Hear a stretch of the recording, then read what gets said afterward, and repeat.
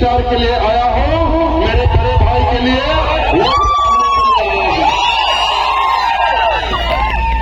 क्या मेरे भाई को आप जिताकर भिजाओगे? क्या मेरे भाई को आप जिताकर भिजाओगे पार्लियामेंट?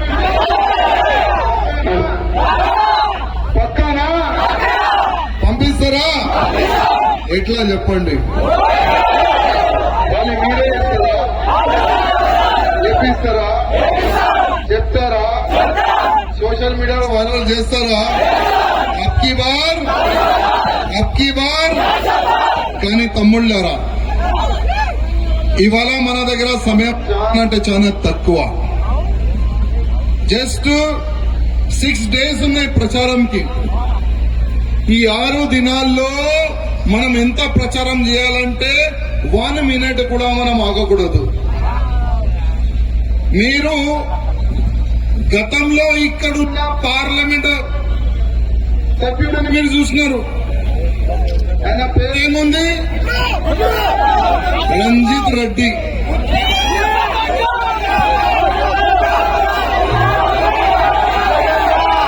దొంగ, ల్యాండ్ దొంగ, హాస్పిటల్లో కరప్షన్, బంజారాలో ఒక ఆంజనేయ టెంపుల్ ఉండే, టెంపుల్. ఆ టెంపుల్ కి బాంబులు పెట్టి పేల్చి అక్కడ కూడా ల్యాండ్ క్రాసింగ్ చేసిన రంజిత్ రెడ్డి. పేదలకి నీకు పుట్టుపాట కట్టిస్తా అని మోసం చేసిన ఆయన రంజిత్ రెడ్డి.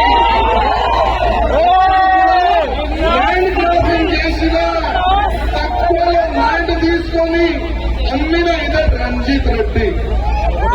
ఎక్కడ కూడా ఆయన ఇడవలేదు. వేల కోట్ల రూపాయలు కరప్షన్ చేసిన ఈ రంజిత్ రెడ్డికి మీరు గెలిపిస్తారా? చెప్పండి, గెలిపిస్తారా? మీకు ఎట్లాంటి క్యాండిడేట్ కావాలంటే మీ మధ్యలో ఉన్న క్యాండిడేట్ మీకు కావాలి.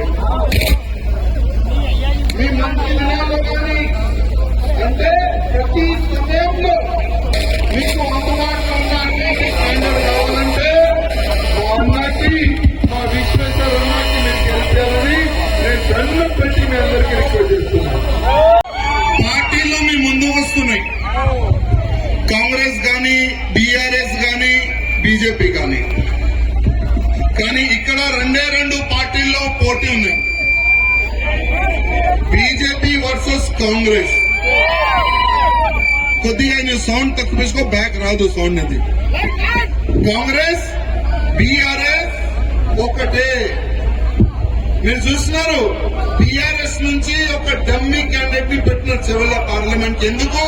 ఎందుకంటే రంజిత్ రెడ్డికి లాభం దొరకాలని.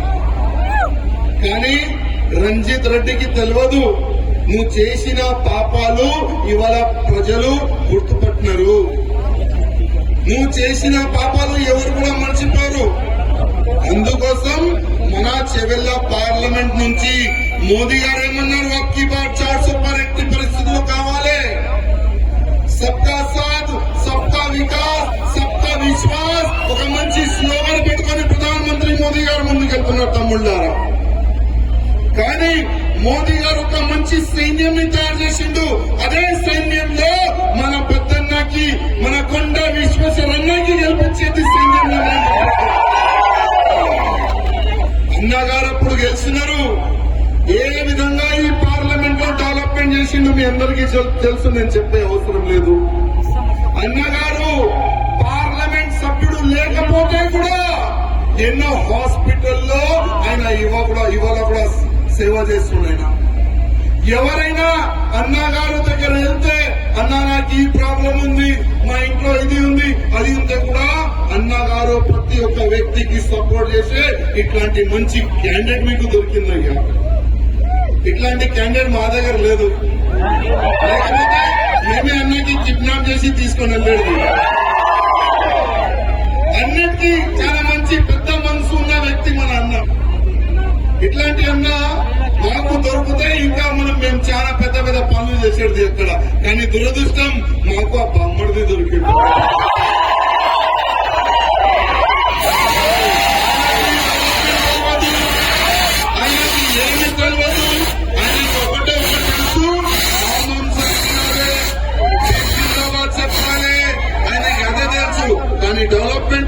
గుడ్డు గాడిది గుడ్డు అది.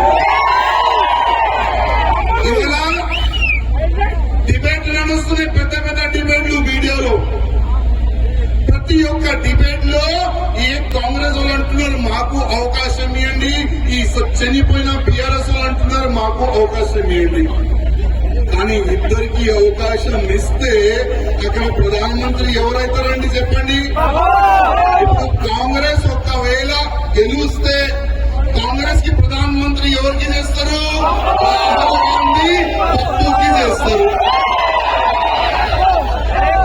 ఇప్పుడు రాహుల్ గాంధీ ఏంటంటే ఆయన నోరు ఇప్పుతో బీజేపీకి లాభం దొరుకుతుంది. యాక్చువల్లీ చూడాలంటే బీజేపీకి స్టార్ ప్రచారక మేము కాదు, రాహుల్ గాంధీ ఉన్నారు. ఆయన ఏమి తెలియదు, ఆయన అప్పుడప్పుడు అంటారు ఒక ఆలుగడ్డ వేస్తే గోల్డ్ అంటది. 1 minute లో భారతదేశంలో నా ప్రాబ్లం సాల్వ్ చేసి ఇస్తా, నాకు ప్రధానమంత్రి చెయ్యండి. ఎప్పుడేమంటారో తెలియదు, ఎప్పుడు ఏం చెప్పాలి అది తెలియదు. అట్లాంటి వ్యక్తికి ఈ కాంగ్రెస్ వాళ్ళు ప్రధానమంత్రి చేయడానికి ఒక కళలు కంటున్నారు. కానీ ఆ కళ పూర్తి అవుతుందా? ఒక్కప్పుడు అరే ఇవాళ మీ పరువు కాపాడిన మోదీ గారు, ఇవాళ మీ పరువు కాపాడిన అట్లాంటి వ్యక్తులకి అట్లాంటి వ్యక్తి ఓడిపోవాలని మీరింత కుట్రలు చేస్తారా మీరు? ఇవాళ ఇదే కాంగ్రెస్ వాళ్ళు అంటున్నారు త్రిపుల్ తలాక్ బిల్ తీసేస్తాము, ఈ హిజాబ్ పైన పాబందీ చేసిన అది కూడా తీసేస్తాము, మాకు ఒక్కసారి అవకాశం ఇవ్వండి.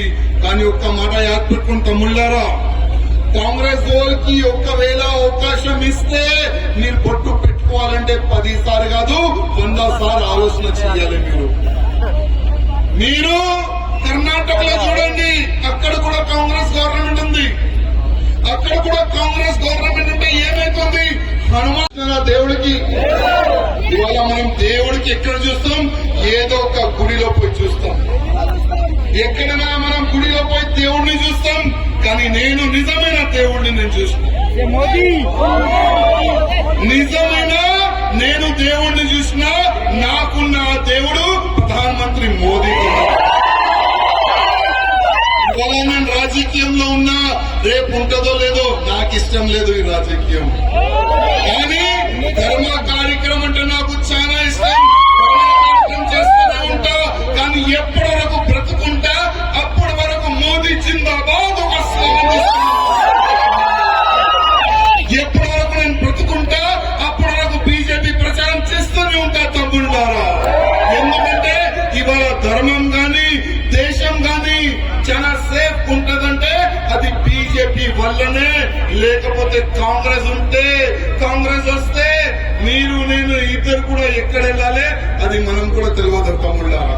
అందుకోసం సమయం చాలా తక్కువ. ఓల్ సిటీలో ఉన్న ఈ ఇద్దరు కుక్కలకి గాని, వేరే వేరే కాన్స్టిట్యున్సీలో చాలా మంది కుక్కలు గాని